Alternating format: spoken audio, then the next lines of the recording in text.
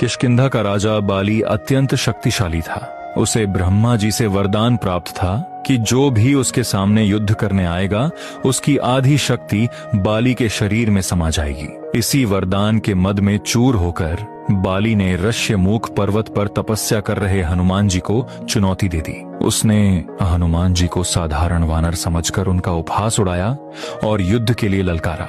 हनुमान जी ने पहले तो उसे समझाने की कोशिश की, लेकिन जब बाली नहीं माना तो हनुमान जी युद्ध के लिए तैयार हो गए।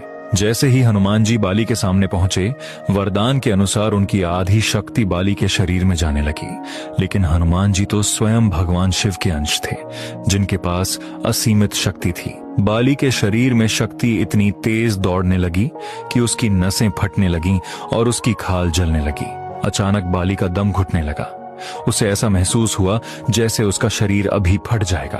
तभी आकाशवाणी हुई, बाली तुरंत हनुमान के सामने से भाग जाओ, वरना तुम्हारी मृत्यु निश्चित है। तुम एक साधारण वानर से नहीं, साक्षात ईश्वर के अवतार से टकरा रहे हो, जिनकी आधी शक्ति भी पूरा ब्रह्मांड नहीं झेल सकता। बाली तुरंत वहां से कोसों दूर भागा और एक गुफा में जाकर छिप गया। जब वह शांत हुआ तब उसे अपनी भूल का एहसास हुआ। बाली हनुमान जी के पास वापस आया और उनके चरणों में गिरकर माफी मांगी। उसने स्वीकार किया कि शक्ति का अहंकार सबसे बड़ा शत्रु है। हनुमान जी ने उसे क्षमा किया और समझाया कि असली बल दूसरों की रक्षा करने में है।